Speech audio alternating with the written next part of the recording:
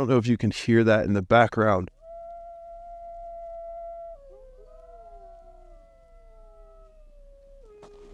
And they wonder why I live here. It's absolutely beautiful, that's why.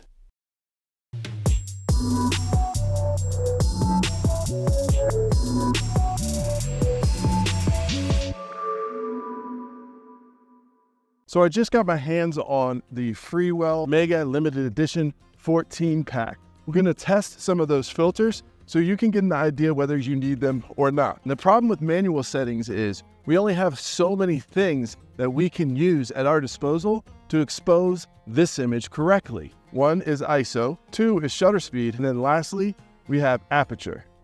So the Pocket has an aperture and it's fixed at 2.0. which is really nice because we can get kind of that blurry background or that bokeh. However, it takes away one of our tools in order to get correct exposure if you're going to be shooting it in manual. So that leaves us with shutter speed and ISO. Now the thing about ISO with all pocket cameras or action cameras is you don't want to push it too high. In fact, you want to keep it as low as you can. So what that means is when we switch it over to manual here in a minute, and we're trying to keep the ISO really low, but we've locked the shutter speed, it's more than likely going to blow everything out because we're not able to use either ISO or shutters to compensate for the amount of light that's coming into the sensor. So let's take a look at a scene here and what it would look like just all automatic. Then we'll push it over to the locked shutter rule of 180. We'll do 30 frames per second with 1/60th of a shutter speed. And we'll take a look at some of this water with not only an ND filter, but an NDPL filter. Okay, so here's our first scene. You'll notice that we're shooting directly into the sun, but there's some cloud cover here. This is letting the camera do all the work, all default settings.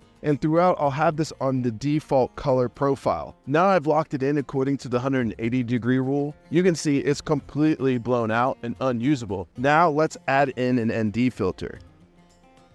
So in this case, 32 might not be enough. It's just in the sky, I'm seeing a little bit of peaking. What we're going to do from this point is we're going to upstep. All right, so here we have the ND128. I'm noticing my histogram looks really even. There's no peaks on one side or the other. The only thing the zebras are showing me is that the sun is a little bit blown out. And that's okay because it is bright peeking through those clouds and you have to make a decision. So for me, it would be in between 128 and 64 for this. I would do this shot in both and then take it into post in case I needed to manipulate it. Also, what I wanted you to take a look at is, do you notice anything different when I move my hand? Is this giving you that natural motion blur that you're looking for? In theory, it should, as compared to footage without this and letting it do it automatically. So this is what it looks like with ND64 with those lines lined up, having polarization. Now, if I twist it to the other side, let's see if we notice a difference.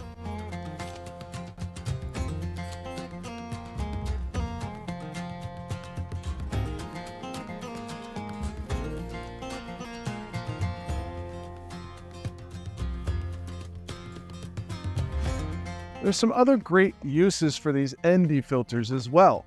And one of those is still photography.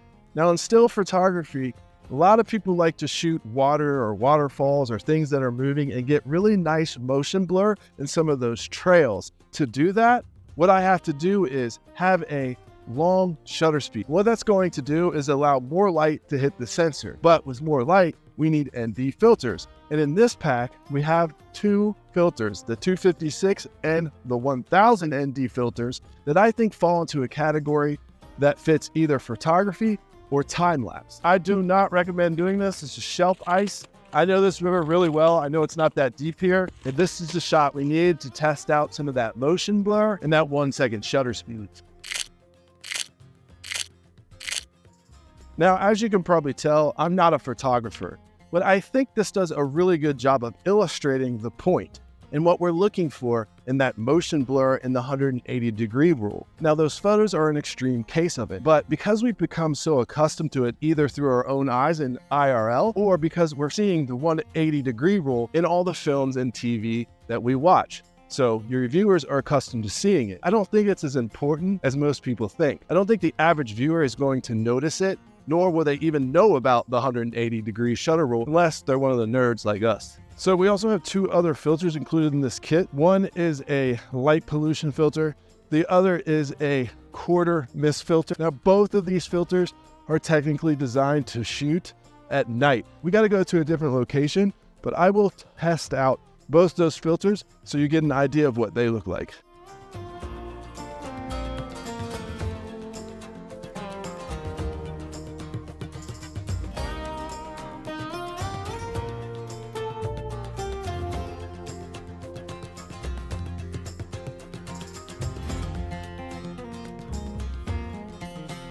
I'm at a second location just because it's so beautiful this evening, and it'll give me a chance once it gets a little bit darker to test out some of these other filters like the light pollution filter and the quarter mist filter.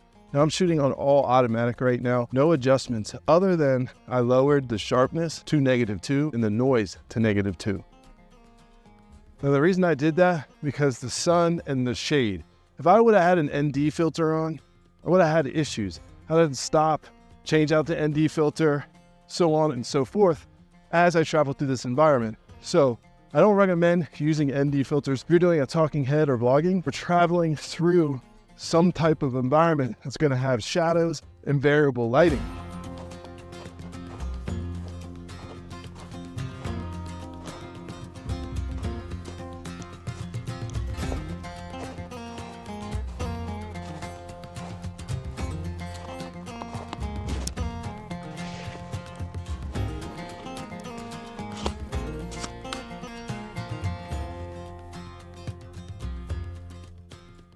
Okay, here's our next shot.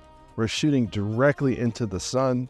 It looks like our exposure is spot on because we're letting the camera do all the work. So take a look how this looks without an ND filter. On this scene, we're a little bit higher and looking down into the valley. So now let's compare this shot with just the all auto settings. You notice anything, especially in the sky? I'm not able to see this right now. I'm assuming that we'll have a bit more depth with this ND filter on. So 16 in this case, in my opinion, is the right one to go with. Now I am really chilly. Time to get my jacket. Things I do for you all. YouTube. But now it's just a waiting game. Put my hood up because I need this fully zipped.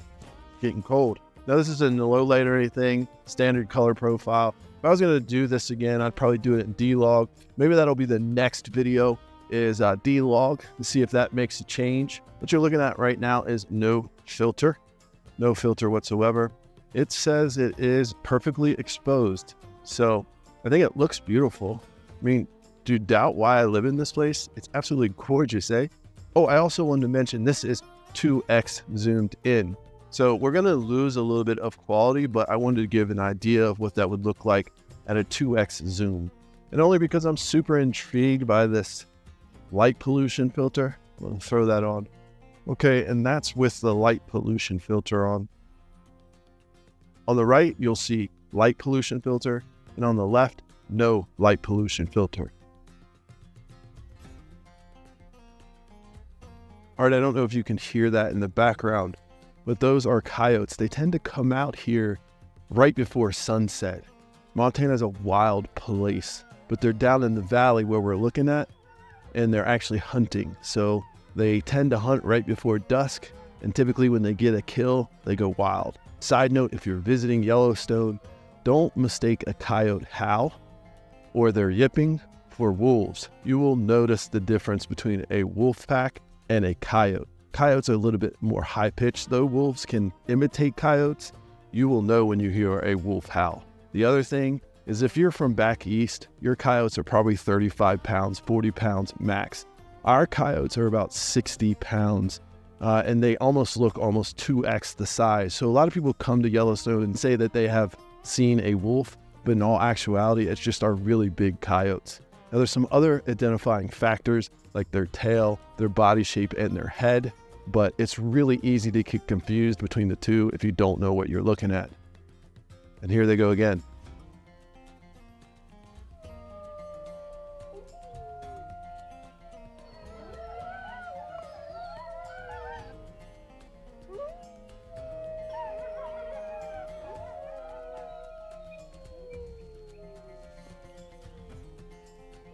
They're a bit more yippy.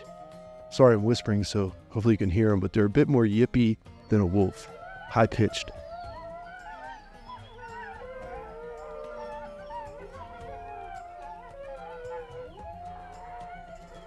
My guess is they're hunting and they're signaling each other, or they've got a kill and they're super amped. So there comes a point where you're not going to be able to use that 180-degree rule when you're outside, especially unless you're able to add in artificial light. It's just too dark. So you'll have to make a decision whether you're okay just switching over to automatic, or in this case, into this low light mode. But unfortunately, we only have a little bit of battery left. So I think what I'm going to try to do is put on that light pollution filter and just do a quick time lapse as we begin to sink into the night.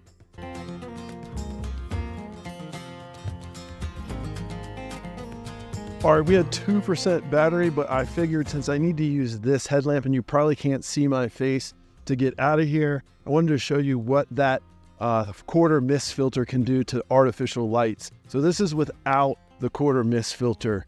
You can see, let me turn to the side here. Now let's go ahead and put on that quarter mist and see what that does. Now there's the quarter mist. You can see that bloom now. Of course, you're not going to be able to see my face, but the idea is with this filter, this artificial light is going to be a little bit different than, let's say, natural light, and this softens that real intense glow that they give off. Now this is a super bright headlamp, so let's go back here. You can get an idea of what that looks like. So this is the bloom effect that mist filter will give you. Right, so this is the low light mode. It's dark now, and I've got to get out of here before I become a mule for something.